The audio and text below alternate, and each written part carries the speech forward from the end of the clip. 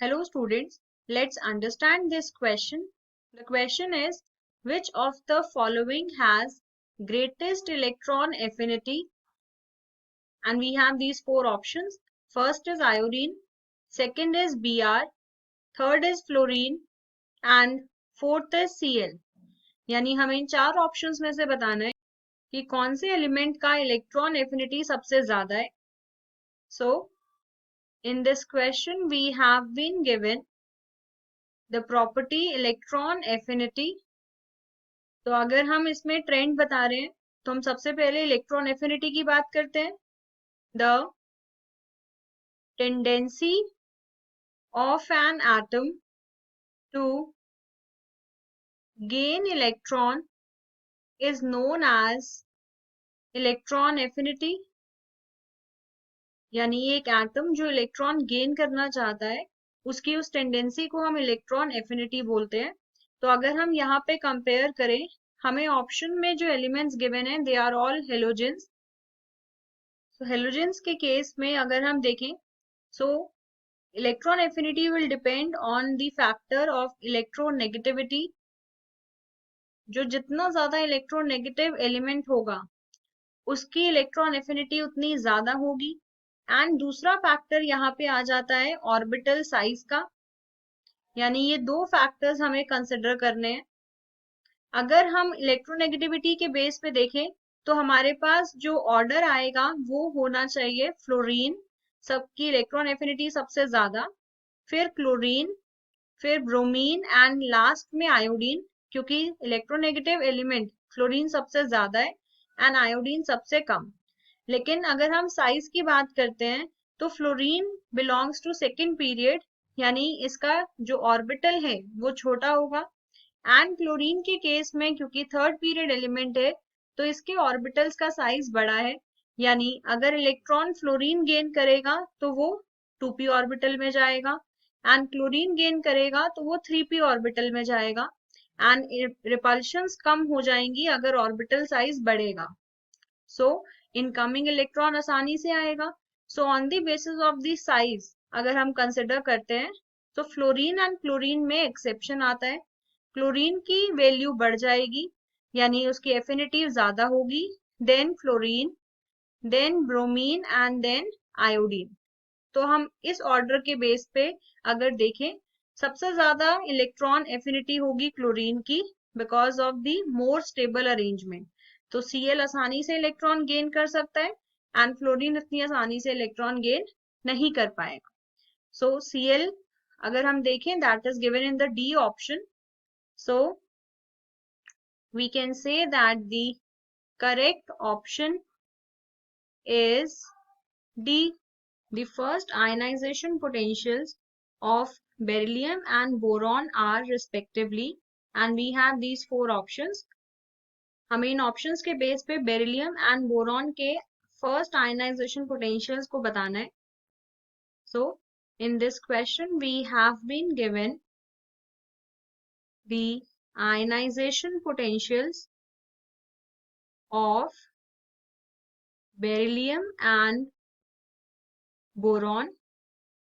तो अगर हम देखें, सबसे पहले हम ये समझते हैं कि आयनाइजेशन पोटेंशियल या फिर आयनाइजेशन एनर्जी होता क्या है. सो आयनाइजेशन एनर्जी वो मिनिमम एनर्जी है जो हम एक एटम को प्रोवाइड करते हैं सो दैट उसके आउटरमोस्ट शेल से हम इलेक्ट्रॉन रिमूव कर सकें. तो अगर हम बेरिलियम को एंड बोरॉन को कंपेयर करते हैं तो आयनाइजेशन एनर्जी डायरेक्टली प्रोपोर्शनल होती है जेड इफेक्टिव से. तो नॉर्मल कंडीशंस में अगर हम देखें सो हम बोलते हैं कि एक पीरियड में जब हम लेफ्ट से राइट जाते हैं, सो लेफ्ट से राइट जाने पे जो आयनाइजेशन एनर्जी है वो जनरली इंक्रीज होती है.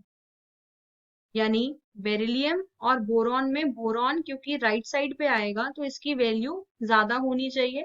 लेकिन इन दोनों में आता है एक्सेप्शन. अगर हम बेरिलियम का कॉन्फ़िगरेशन देखें सो that is 1s2 2s2 and boron का कॉन्फ़िगरेशन होता है 1s2 2s2 2p1. Outermost electron beryllium के केस में अगर हम निकालते हैं सो electron will be removed from 2s orbital, यानी इस केस में इलेक्ट्रॉन 2s ऑर्बिटल से निकाला जाएगा। एंड अगर हम बोरॉन की बात करते हैं तो इस केस में जो आउटर मोस्ट इलेक्ट्रॉन है वो 2p में से निकाला जाएगा। सो electron will be removed from 2p। So 2p में क्योंकि न्यूक्लियस का इतना स्ट्रॉन्ग शील्ड नहीं होता, यानी न्यूक्लियस का फोर्स ऑफ अट्रैक्शन उतना ज्यादा नहीं होगा, तो 2p से इलेक्ट्रॉन निकालना आसान होता है। यानी as compared to beryllium, boron से electron removal will be easy. यानी 2p से इलेक्ट्रॉन निकालना कंपैरेटिवली इजी है। उस बेस पे हम बोल सकते हैं कि आयनाइजेशन एनर्जी बेरिलियम की ज्यादा होगी एज कंपेयर टू बोरॉन। तो हमें यहाँ पे जो ऑप्शंस दिए हैं, हमें उसमें ऐसा ऑप्शन पिक करना है जिसमें पहली वैल्यू, क्योंकि बेरिलियम के लिए है, वो ज्यादा हो और दूसरी वैल्यू कम हो। So that is given in the fourth option. So we can say that the correct option is D. Which of the following processes involves absorption of energy? And we have these four options. First is Cl plus electron gives Cl minus gaseous ion. Second is O negative gaseous ion except one more electron to give O2 negative gaseous ion. Third is oxygen atom gains one electron to form O negative gaseous ion. And fourth is sulfur atom gains one electron to forms S negative gaseous ion. तो हमें इन चार option में से ये बताना है कि कौन सा ऐसा प्रोसेस है जो एनर्जी एब्जॉर्ब करेगा। So in this question we have been given absorption of energy. Absorption of energy का मतलब है कि हमें बेसिकली एंडोथर्मिक प्रोसेस बताना है, यानी ऐसा प्रोसेस बताना है जो एनर्जी गेन करे। तो अगर हम यहाँ पे देखें फर्स्ट ऑप्शन जो है, this is the electron gain enthalpy for Cl minus. Second option जो है that is second electron gain enthalpy of oxygen. And third and fourth option जो है वो भी फर्स्ट इलेक्ट्रॉन गेन एंथैल्पी है फॉर ऑक्सीजन एंड सल्फर।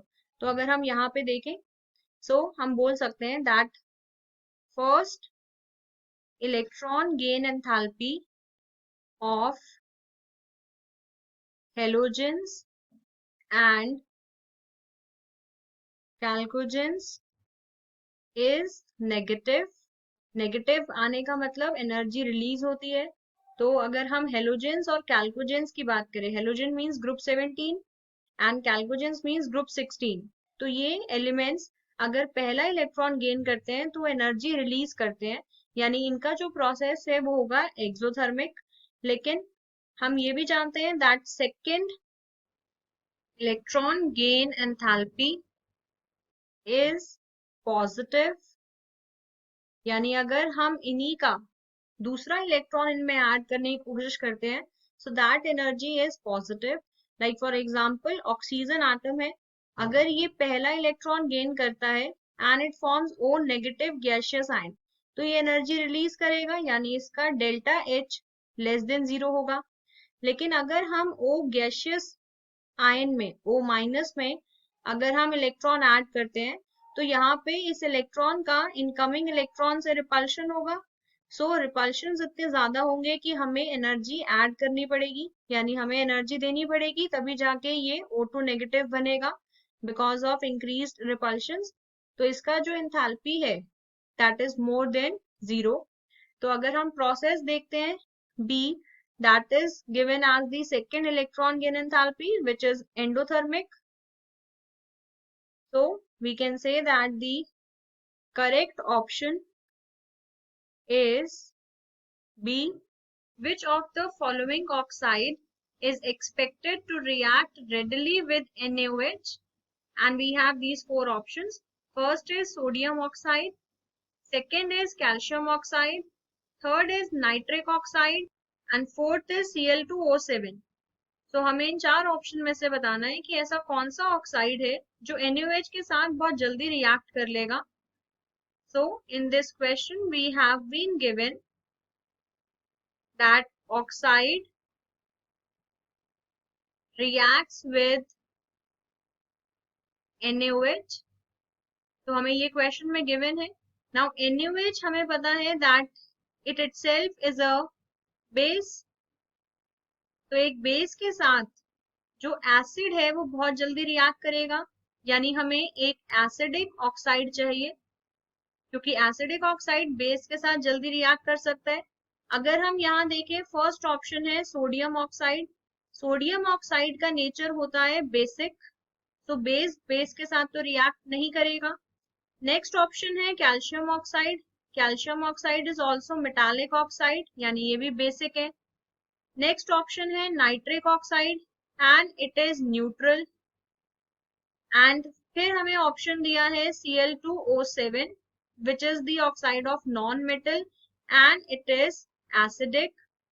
यानी चार options में से Cl2O7 acidic oxide है. That is why it will react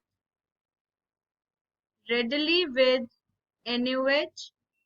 तो अगर हम ऑप्शंस में देखें, that is the D option. So we can say that the correct option is D. Energy required for the ionization of 0.02 gram atom of magnesium is x kilojoule.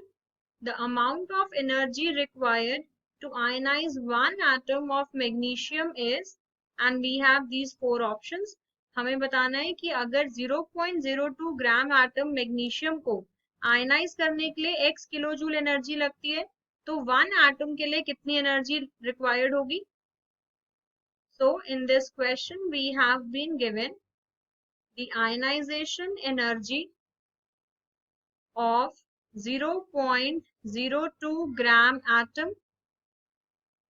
and that is equal to x kilojoule. हमें यहाँ से बताना है एक atom के लिए कितनी energy चाहिए. तो अगर हम देखें 0.02 ग्राम एटम ऑफ मैग्नीशियम का मतलब होता है 0.02 मोल्स, क्योंकि किसी एटम के लिए ग्राम एटम वर्ड का मतलब होता है moles. So 0.02 moles of magnesium के लिए एनर्जी हमें गिवन है. तो अगर हम देखें इतने मोल्स में मैग्नीशियम एटम कितने होंगे, 0.02 into Na magnesium atoms, because 1 मोल में Na एटम्स होते हैं. तो इसका मतलब 0.02 इंटू Na एटम्स के लिए हमें एनर्जी गिवन है x किलो जूल, जिसे हम लिख सकते हैं x इंटू 10⁻³ जूल. हमें बताना है 1 एटम के लिए कितनी एनर्जी होगी. तो हम यहाँ से यूनिटरी मेथड यूज करके 1 एटम के लिए एनर्जी निकाल सकते हैं. So that is x into 10⁻³ divide by 0.02 into Na. So this much joule is required for 1 atom. And if we see the options, so ये value हमें given है C option में. So we can say that the correct option is C. I hope it is clear to you now. Thank you.